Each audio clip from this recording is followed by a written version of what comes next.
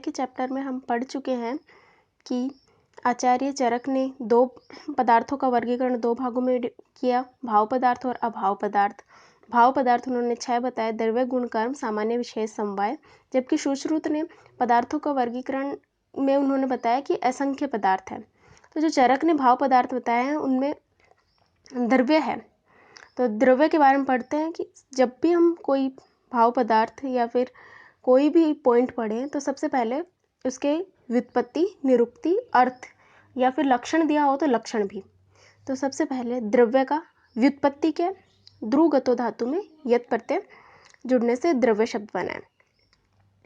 उसके बाद कि द्रव्य जो है वो उसकी निरुक्ति क्या है, तो निरुक्ति बताया है कि द्रवति गच्छति परिणामम इति द्रव्यम, यानी कि जो द्रवति यानी कि बहता है, गच्छति यानी कि जिसमें गति होती है, प्रवाहित होता है, और परिणामम इति द्रव्यम यानी कि जो कि परिणाम को प्राप्त होता है, जैसे कि जो उत्पन्न होता है फिर कुछ काल तक टिकता है और कुछ काल के बाद वो नष्ट हो जाता है। जिस प्रकार पृथ्वी पर जो सारे प्राणी हैं उत्पन्न होते हैं, कुछ काल तक अपना जीवन यापन करते हैं, उसके बाद नष्ट हो जाते हैं, तो वो सब द्रव्य के अंदर आते हैं।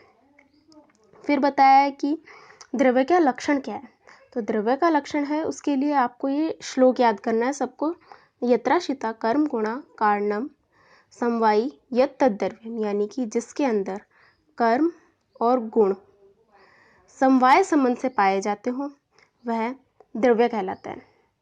यह द्रव्य का लक्षण है, क्योंकि जो द्रव्य होता है उसके अंदर कर्म और गुण पाए जाते हैं। अगर कर्म नहीं पाया जाएगा तो गुण का कोई अस्तित्व नहीं होगा, और गुण नहीं पाया जाएगा तो कर्म का कोई अस्तित्व नहीं होगा, जिसके कारण द्रव्य का कोई अस्तित्व नहीं होगा। यानी कि वो समवाय संबंध से पाए जाते हैं। समवाय संबंध का मतलब है कि वो कभी अलग नहीं होता, अविना भाव संबंध, कभी किसी ने उसको अलग नहीं देखा। अगर वो अलग हो जाते तो द्रव्य का नाश हो जाएगा। उसके बाद है कि अपन को लक्षण का श्लोक के बाद में हमें लक्षण के पॉइंट में लिखना है एग्जाम में, क्योंकि जो पॉइंट लिखते हैं उसका अच्छा इम्पैक्ट पड़ता है एग्जामिनर के ऊपर। तो सबसे पहले है कि हमने पढ़ा कि आचार्य चरक ने इसका भाव पदार्थों के अंदर वर्णन किया है।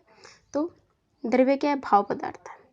उसके बाद हमने पता है कि पदार्थ होता है, जिसको भी हम पदार्थ बोलते हैं उसके 3 लक्षण होते हैं पदार्थ के, उसका अस्तित्व, ज्ञेयत्व और अभिधेयत्व, यानी कि उसकी सत्ता होती है। उसको ज्ञेयत्व यानी कि उसको जाना जा सकता है, और अभिधेयत्व यानी कि उसको नाम दिया जा सकता है। फिर जो भी जितने भी भाव पदार्थ है वो हमें पता है कि सारे क्या है, नित्य है। तो द्रव्य भी क्या है, नित्य पदार्थ है। और एक पॉइंट हो चुका कि भाव पदार्थ है। तो ये जो दो शुरू के पहला और दूसरा पॉइंट है, ये सभी भाव पदार्थ द्रव्य गुण कर्म सामान्य विशेष समवाय सब में सेम पढ़ेंगे। फिर उसके बाद है कि द्रव्य जो है क्रिया और गुण का आधार है, जो हम श्लोक में पढ़ चुके। क्रिया और गुण द्रव्य के अंदर पाए जाते हैं, और उस जितने भी परिवर्तन होते हैं वो सारे किसके अंदर होते हैं, द्रव्य के अंदर क्रिया और गुण में चेंज होते हैं। द्रव्य में बिल्कुल भी नहीं चेंज होता। जो भी चेंज होते हैं वो सारे क्रिया और गुण के अंदर चेंज होते हैं। जैसे कि जीवात्मा होती है, आत्मा है अपनी, उसमें जितनी भी क्रियाएं होती है जीवन पर्यंत उसमें क्रियाएं होती रहती है। अपन जो भी काम करते हैं वो सब क्रियाएं हैं और गुण है, लेकिन जीवात्मा वही रहती है। जो भी चेंज हो रहा है वो सारा गुण और कर्म में हो रहा है, द्रव्य में कोई परिवर्तन नहीं होता।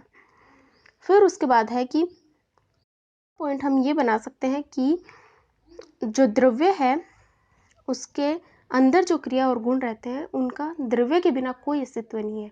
क्रिया और गुण जब भी कहीं मिलेंगे वो द्रव्य के अंदर ही मिलेंगे, द्रव्य के बाहर क्रिया और गुण नहीं मिलेंगे। जैसे कि इसका एग्जाम्पल हम ये देख सकते हैं कि जैसे चलना एक क्रिया है, चलना हर कोई नहीं चल सकता।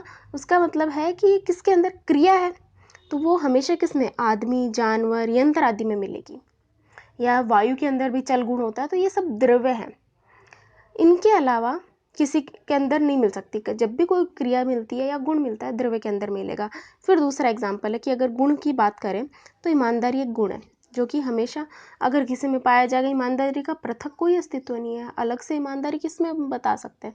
तो जो ईमानदारी पाई जाएगी वो हमेशा एक द्रव्य में पाई जाएगी, जैसे कि मनुष्य हो गया। और फिर उसके बाद है कि जो द्रव्य होता है वो अन्य कार्य द्रव्यों का समवायीकरण होता है, यानी कि बाकी के जो कार्य द्रव्य है वो इसी द्रव्य की सहायता से बनते हैं। जैसे कार्य द्रव्य हम पढ़ेंगे आगे इसी चैप्टर के अंदर वर्गीकरण में चेतन और अचेतन, तो उस प्रकार से वो सारे कार्य द्रव्य हैं वो द्रव्य का समवायीकरण होते हैं। उसके बाद बताया है कि जो द्रव्य होता है वो क्या होता है, क्रियाहीन क्योंकि और गुणहीन माना है। पर अपन ने पढ़ा कि द्रव्य के अंदर क्या पाई जाती है, क्रिया पाई जाती है और गुण पाया जाता है, लेकिन ये बात हमें ध्यान रखनी है कि द्रव्य क्या होता है, क्रियाहीन होता है और गुणहीन होता है। फिर उसके बाद बताया है कि द्रव्यों की संख्या, तो हमने द्रव्य के कितने लक्षण पढ़े, 4 या 5 मान सकते हैं कि सबसे पहले तो द्रव्य क्या है, भाव पदार्थ है, उसके बाद द्रव्य नित्य है। उसके बाद हमने पढ़ा कि द्रव्य है वो क्रिया और गुण का आधार है। फिर कि क्रिया और गुण का आधार है तो अलग से क्रिया और गुण का कोई अस्तित्व नहीं मिलता। फिर हमने पढ़ा कि द्रव्य जो है अन्य कार्य द्रव्यों का समवायीकरण है और द्रव्य स्वयं क्या है, क्रियाहीन और गुणहीन। तो इस प्रकार 5 या 6 पॉइंट बना सकते हैं हम आराम से। फिर बताते हैं द्रव्यों का वर्गीकरण, द्रव्यों की संख्या। तो ये जो श्लोक है वो सबको जरूर से याद होना चाहिए। ख आदिन्य आत्मा मनय कालो दिशश्च द्रव्य संग्रह। इसमें क्या क्या बताया है, देखो, ख आदि का मतलब है, ख बोलते हैं आकाश को, ख आदि मतलब आकाश आदि जो 5 महाभूत है, आकाश, वायु, अग्नि, जल और पृथ्वी, पांचों ये। उसके बाद बताया है आत्मा, 5 और 1 6। फिर मन, काल, दिशा, इस प्रकार टोटल 9 द्रव्य हैं। ये क्या है, कारण द्रव्य हैं। तो टोटल संख्या बताइए इन्होंने कि द्रव्यों की संख्या बताइए, टोटल कितने हैं, 9 द्रव्य। उसके बाद द्रव्यों के हम भेद करते हैं, तो भेद कितने बताएं, ये याद रखने, कारण द्रव्य और कार्य द्रव्य, 2 भेद बताएं, कारण द्रव्य और कार्य द्रव्य। तो इनको कैसे याद रखेंगे, कंफ्यूज होता है एग्जाम में, हम भूल जाते हैं, कार्य द्रव्य का कारण द्रव्य में लिख के आ जाता है और कारण द्रव्य का कार्य द्रव्य के अंदर। तो कारण द्रव्य है, इसमें लास्ट में न आ रहा है, तो इससे क्या याद रखेंगे, कारण द्रव्य संख्या में कितने होते हैं, 9, जो हमने श्लोक पढ़ा, ख आदिन्य आत्मा मनय कालो दिशश्च द्रव्य संग्रह।